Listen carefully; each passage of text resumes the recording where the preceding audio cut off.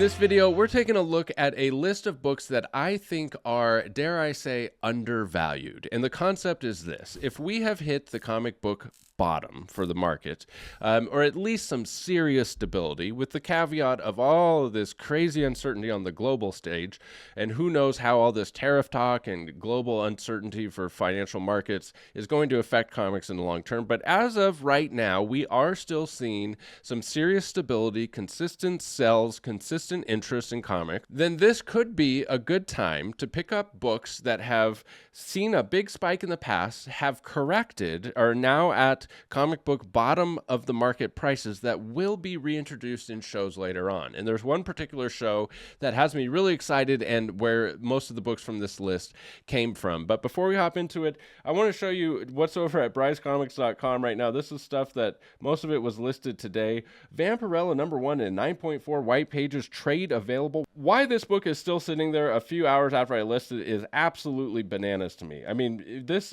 is such a feather in your cap to have this Frank Frazetta 9.4 white pages. I mean, I would have expected people to be flooding my inbox with trade offers for this book, but nonetheless, it is available at the time of recording this. Some really awesome grails here, all the big boys, and by the time you're watching this week, there is, look at this, Hulk #1, a 4.0, FF #1, and a 4.5. I have a lot of really exciting stuff coming this week as well. So make sure you're subscribed to the newsletter over at brycecomics.com. Every single month you stay subscribed, you're entered to win a free slab. And we also do a giveaway here on the YouTube channel. If you subscribe, comment, and like, you're entered to win a free slab each and every month. Follow me over on Whatnot for $1 starts on slabs. There's a link down below for $15 towards your first purchase. I always have books in the bite now for $15, so you can stop by and pick up a free book. So the show that I'm talking about that has me excited is Peacemaker Season 2. There's going to be a Season 2 of Peacemaker premiering in August on Max. And that's just right around the corner, which means we're right around the corner from, promos and trailers, and then when the show actually comes out. So a lot of times with a TV show that comes week after week, it's usually not the trailer that increases the most interest. It's like when the show builds up to stuff like mid-season, you see a big interest and pretty much the peak for certain characters. And I absolutely loved the Peacemaker show, and I recently got two key books from this list in a collection, and I'm like, there's just no way I'm going to sell them. I'm going to keep them and hold them, and maybe at some point I'll go ahead and sell them, like after I've enjoyed them for 6 months, the old catch and release thing, and maybe I enjoy them for 6 months and sell them at the peak, and then guess what? The price comes back down and you can buy back in. That's the beauty of most comic books are not rare, and you can actually do that for. So one of my favorite characters from the show was Vigilante. I don't know why, but it just did something for me. And I really like this cover because it's got him on the cover, and this is the first full appearance of Vigilante in costume. There's a bunch of other minor keys of like when Adrian Chase first appeared and cameos, stuff like that. But in my opinion, this is the book to own. And in particular, the Canadian price variant, which just came through in a collection. But here you can see the last sale, the 90-day average is 107. The 12-month average is 101. And this book was peaking. Granted, a lot of that is COVID numbers and peak FOMO for the show, but it was peaking for around $470, so it's down substantially. And look, there's even a sale for $90 for this, which I think is a great price in today's market. I think it will, have a bounce back, not to those 400 numbers, but certainly higher than 90 or $100. And the Canadian price variant is the rarest of all the editions of this book. Last sale being 261, it was hitting over 1,000. So I was just like, no, there's just no way I'm going to sell this book for $190, $260. So just hold on to that one. And like I said, if it goes up to $500-$600 and if I think I could get it back later for less than that, I absolutely might sell it when it starts getting those new high peaks. Vigilante #1, this is the first ongoing series for the same character in Adrian Chase. And as you can see, we had that big spike during COVID in the first season of Peacemaker, and now it has crashed all the way back down to those very reasonable numbers of $60 or $70, which I think, if you can get it for $60 or $70 today, I think it'll be worth probably around 100, maybe a little bit more when the show comes out. Now, the problem with Fightin' 5 number 40, which is the first full appearance of Peacemaker, is he doesn't appear on the cover, and it's not that great of a cover.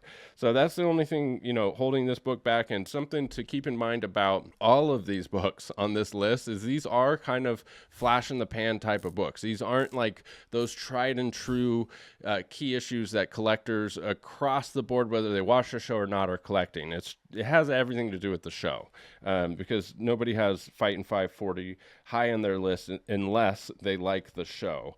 But here you can see the last sale of a 4.0 way down to 290. I think that it will definitely, bounce back up around. This is for a 4.0. It's a super rare book too, so there's not a ton of options for this out there, but 290 I think is probably the lowest it'll be for quite some time, especially after the season 2 comes out. And this would be my choice for Peacemaker. Is this the first ongoing series for Peacemaker, and it's the third actual appearance, but it's got him on the cover there with that ridiculous headgear, which is just so it's just so awesome. I love it. I love this book, and this one just came back in a collection as well. It's an 8.0 white pages. I'm like, yeah, I'm not selling it at today's prices.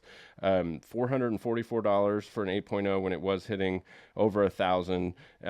It's just not the right time to sell this book, and I laugh every single time I see it. So, man, it just checks all the boxes for me.